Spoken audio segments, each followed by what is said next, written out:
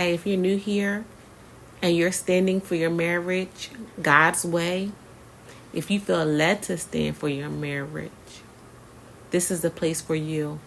Welcome to the Restoration Room. We are family here. I want to talk to the person today who is looking at their marriage, looking at their life, looking at their situation and thinking, this is not what I saw. Because if I'm honest, that's exactly where I found myself. When I got married, I had dreams. God gave me a vision of my marriage. I had expectations. I had hopes for what our future would look like. And it wasn't just my expectations. I felt like God has shown me these things too. I felt like God has shown me purpose. I felt like God has shown me ministry. I felt like God has shown me a future where my husband and I would serve him together. But what God never showed me was the separation. He never showed me the heartbreak. He never showed me the infidelity. He never showed me the betrayal. He never showed me the loneliness. He never showed me the tears. He never showed me the nights I would cry myself to sleep. He never showed me the confusion. He never showed me the moments where I would sit and wonder, God, what happened? And maybe that's where you are right now. Maybe you're looking at your marriage and thinking, this isn't what I prayed for. This isn't what I believed for. This isn't what I thought would happen. And the truth is, nobody gets married expecting to become a standard. Nobody walks down an aisle imagining they'll one day be praying for their spouse to come back home. Nobody imagines separation. Nobody imagines distance. Nobody imagines feeling like they're fighting for something they thought was already secure. That part got me. The grief that nobody talks about, one of the things I wish more people talked about is grief. Because when most people hear the word grief, they think about death. But there is another kind of grief. It's the grief of unmet expectations. It's the grief of the picture you had in your head. It's the grief of the life you thought you would be living. And I don't think I realized how much I was grieving. I wasn't just grieving what was happening in my marriage. I was grieving what I thought my marriage was supposed to be. I was grieving the future I imagined. I was grieving the version of my story that I had thought had already been written. And that's painful because when you're grieving something that is still alive, people don't always understand it. They don't understand why you're hurting. They don't understand why you're struggling. They don't understand why you're still believing God. But grief is real. And if you're feeling it right now, I want you to know you're not weak. You're not broken. You're not failing. You're grieving. The question I asked God, I remember asking God something that I think a lot of standards ask. God, if you showed me one thing, why am I living another? Have you ever asked that?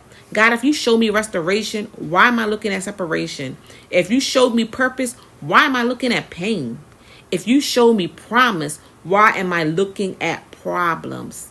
And for a long time, I didn't understand it because I thought that if God showed me the destination, then the journey should look a certain way. But that's not how God works. What God taught me, one of the greatest lessons God taught me is this. God often shows us the promise, but he doesn't always show us the process. Think about that. If God showed you every hard day, every setback, every disappointment, every tear, every lesson, every mistake, would you say yes? Most of us wouldn't. We would have been too afraid. We would have talked ourselves out of it. So God gives us enough light for the next step, and then he walks us through the process. And that's where trust is built, not in the promise, but in the process. What was really happening, looking back now, I can see that while I was focused on my marriage, God was also focused on me. I was praying for him to change my husband. And I blame my husband for everything too. Let me be clear. I was praying for him to restore my marriage. I was praying for God to fix the situation. And God was doing something in me. He was exposing things I couldn't see. He was healing wounds I didn't know I had. He was teaching me things I never would have learned any other way. And no, I wouldn't have chosen the process, but I can honestly say God met me in it. So if you're watching this today and you're thinking, this is not what I saw, I want you to know something. Just because this is not what you saw doesn't mean God doesn't still see you. Just because this isn't what you expected doesn't mean God has lost control. Sit with that. Just because this isn't what you expected doesn't mean God has lost control. Just because you're confused doesn't mean God is confused. And just because you're in the fire, think about the 3 Hebrew boys, doesn't mean God has abandoned the promise. Sometimes the fire is where God does his deepest work. That fire allowed God to show up. Because if you're for real, was God really the center of your marriage? Was he really the center of your life? Did you neglect your marriage in any way? I know you didn't want to hear that last part. If this message spoke to you today, I'd love for you to leave a comment and let me know what part resonated with you most. And if you're standing for your marriage and need encouragement, type restore in the comments. I also created a free restoration tool that helped many people process this journey, and I'd love to send it to you. And if you want to go deeper into this topic, I share my personal testimony, my personal story on what God taught me, and my book, Standing in the Fire, Trusting God When It Looks Like Your Marriage is Over. Remember this, the fire doesn't cancel the promise. The fire does not stop the promise.